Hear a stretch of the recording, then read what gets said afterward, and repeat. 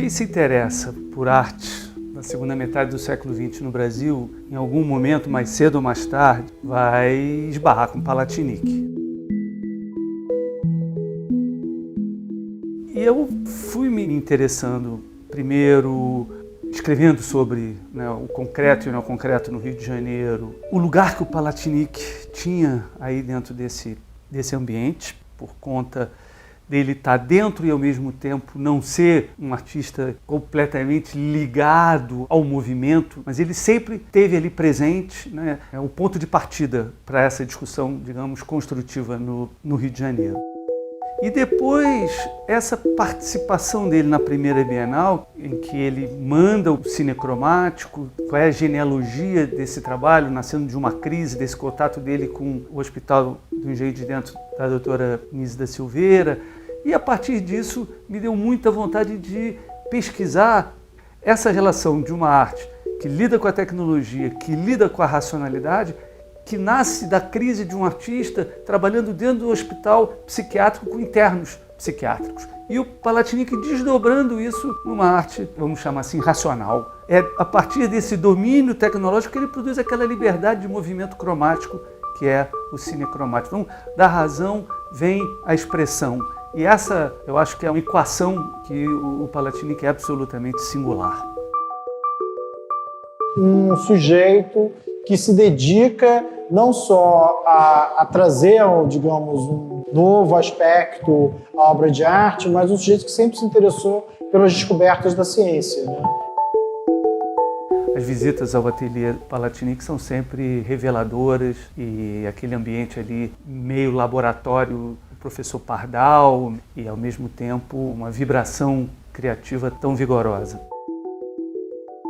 E uma coisa que é sempre muito impressionante no trabalho é a precisão do trabalho. Não fica mais ou menos. Para ele trabalhar com a tecnologia, ele tinha que ter o domínio daquilo. Não podia ser uma coisa que ele ia chamar alguém para resolver o problema para ele. E sempre tendo em vista algum problema da ordem da expressão. E a questão era muito o quanto a vida dele empurrava o trabalho numa certa direção, as questões práticas desdobravam em questões especulativas, perceptivas. E essas coisas convivem ali na casa dele, convivem nesse espaço em que ele vive e ele trabalha.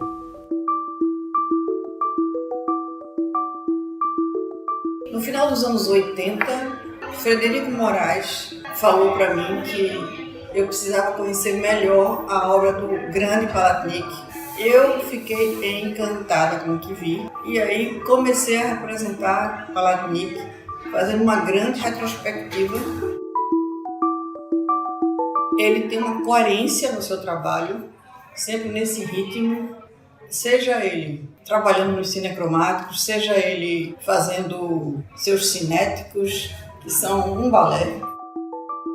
E fala-se até que quando ele representou o Brasil numa Bienal de Veneza, o Miró pegou, puxou uma cadeirinha, sentou na frente, na sala da exposição e ficou horas observando os trabalhos dele.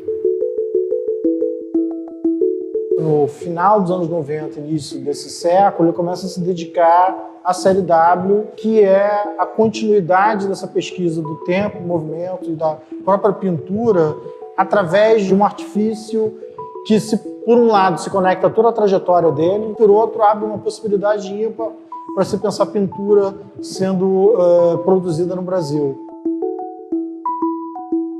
Ele usava ferramentas semelhantes a toda a produção que ele teve ao longo dessas décadas, mecanismos parecidos, quer dizer, o corte da madeira, o uso da tinta.